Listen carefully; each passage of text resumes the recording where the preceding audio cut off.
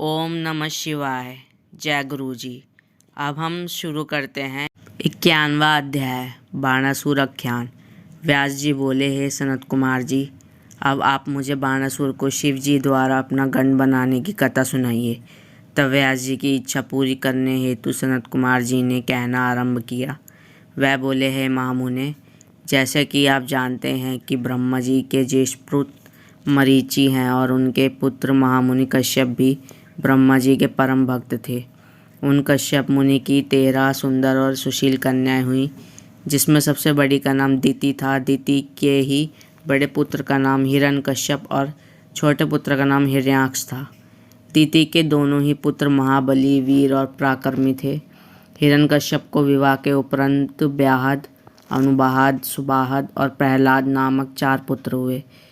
उनमें सबसे छोटा प्रहलाद भगवान विष्णु का परम भक्त था, जिसको कोई भी दैत्य पराजित नहीं कर सका था। उसी का पुत्र विरोचन बहुत बड़ा दानी था। उसने देवराज इंद्र को दान में अपना सिर काट कर दे दिया था। उसका पुत्र बलि भी महादानी था, भगवान शिव का परम भक्त था। बलि ने वामन रूप धारण कर आए भगवान विष्णु को अपनी सारी भूमि दान में दे दी थी। बलि का पुत्र औरस भी भगवान शिव का परम भक्त था। वह उदार, बुद्धिमान, सत्यनिष्ठ और दानी था। उस असुर ने अनेकों राज्य को जीतकर अपना साम्राज्य का विस्तार किया था। यही नहीं, उसने त्रिलोक के अधिपतियों पर भी बलपूर्वक अपना अधिकार स्थापित कर लिया था। उसने अपने राजधानी शोणितपुर में बनाई थी। वही औरस, जो कि महाराज बलि का पुत्र था, बाणासुर नाम से विख्यात हुआ। उसके राज्य में सारी प्रजा खुश थी, परंतु देवताओं का वह घोर शत्रु था। एक बार बाणासुर ने अपनी हजारों भुजाओं से ताली बजाकर और तांडव नृत्य करके भगवान शिव को प्रसन्न करने की कोशिश करने लगा।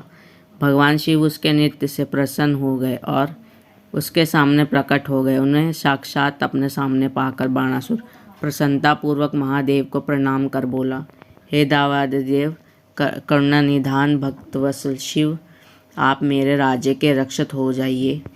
आप सदा अपने परिवार एवं गणों सहित मेरे नगर के अध्यक्ष बनकर प्रसन्नतापूर्वक यहाँ निवास करें। तब बाणासुर द्वारा मांगे गए वरदान को देते हुए परम ऐश्वर्य संपन्न भक्तवत्सल भगवान शिव ने अपने परिवार एवं गणों सहित बाणासुर के नगर में आने स्वीकार किया।